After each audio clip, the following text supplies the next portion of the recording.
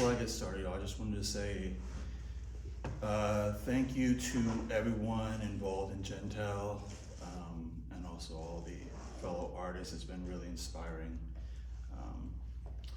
I have made a huge mistake though, I realized as I was sitting back there, because I went back and forth between thinking about whether I wanted to read from my novel, which is about the Midwest. It came out in 2021. It's called Go Home Ricky. And there are these passages about the Midwest and driving through the plains. And I was like, this might be a great crowd for that. But I was like, I don't want to read that because I've been reading that for the last 3 years or so. Yeah, so I decided to read from, I'm working on a novel and a short story collection at Jentel. And yeah, I always feel like everyone's talking about such serious and incredible things like war, feminist perspectives, and like the thing that my particular story collection is focused on is mostly about like Asian slackers. Because I don't think they get enough, I don't know if you want to use the word representation. So the people, I did a panel last year and we jokingly called it like people on the margins of the margins, because even when you see Asian American and Korean American, I'm Korean American representation, sometimes it can fit a particular sort of expectation, whether that has to do with class or experience or whatever. And yeah, that just wasn't my life growing up. And so I wanted to write about the sort of, also-rans and the screw-ups and the people we didn't hear about as much. So yeah, I'm gonna keep it short since I'm the last one. I'm just gonna read a little excerpt from this story, just a couple pages, just a little bit of a teaser.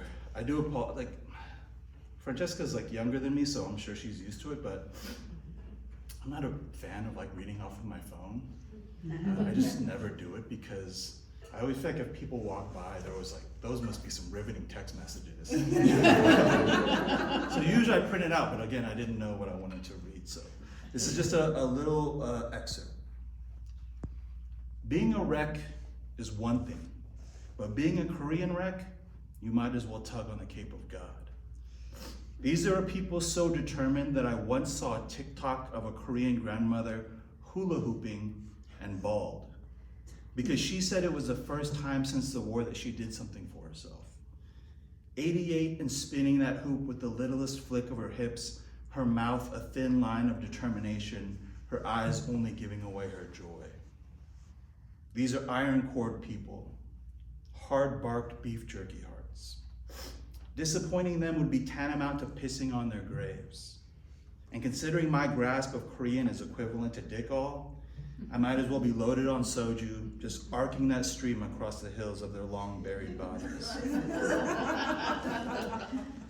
Plus, I'm a top-notch fuck-up. Check my credentials. I'm no doc, no tech geek, no Ivy League. 7 years at a community college where I almost botched the final handoff because I was busted for smoking my pipe in the parking lot, swatting at ashes as they flickered on that tissue-thin rented robe. But the security guard was my saving grace and looked the other way thanks to a $5 and a free pull. Now this was before every college town and even the most blood-red conservative state circled trucks with digital billboards broadcasting that students shouldn't drop out but drop in to the nearest dispensary. I barely passed. So many W's on my transcript, I might as well have been the 2016 Warriors. But I did. Only once I emerged from the sausage factory, there were few job prospects. A few gimmies from friends of the family, delivery driver, donut mascot, surgeon general. When HR asked me about this gap or that gap in employment, paranoia wasn't a solid option. Can you send an HR manager a duct tape diorama of all of your dead ends? Dried up service industry gigs, hothead ex-girlfriends, mom gone ghost represented by a Tootsie Pop shrouded and cinched in tissue? Maybe then the round-eyed interviewer understands why I listed chiropractor visits and bad tattoos under special skills. Pain manifests weird for each of God's children. I tend to get tatted up just to feel something, because there's nothing like the come down from a 7-hour needle session. My body buzzing because I did something obscene to it. And most of my tats don't hold to deeper meanings. Walk-in last-second calls with a big picture view of a college frosh decorating his dorm room. If a swoop of a font caught my eye, I'd already be topless in the chair signing my rights away. Which I was also chastised for when it came to the job search. Abundance and placement of tattoos, but also general decision-making. God forbid you ever get a neck tattoo of a palm tree with shades on, and suddenly every stranger offers up unbidden career advice. So I took what I could, dialysis clinic receptionist, which is where I met my dad. Not for the first time, obviously. We lived together. On top of the obvious birth formalities, which felt more by the book back then. None of this new age chest-to-chest slow dance. I saw him saunter into the clinic, not even having the decency to wear a disguise. No fake mustache, dark sunglasses, prosthetic nose. He was dressed in his Sunday golfing vest. And Sally must have taken his appointment. Reason I was so dumbstruck was because I thought this man was a picture of health.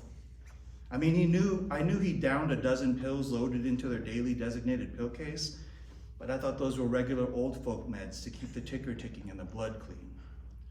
This was a man who still did daily exercises and stretches they taught him as a Korean youth, which seemed less like actual constitution improving calisthenics and more pre-programming, so people would be able to shuffle as one if they ever heard warning sirens turn best case scenario warhead thud, over last thing you'd hear eardrums blown out boom.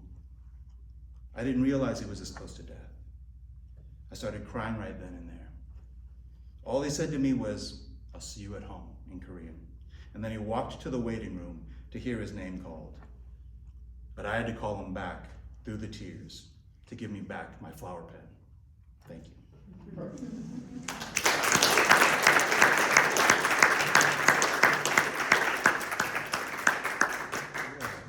I'm open for questions. Anybody has any? Yes, when did you start writing?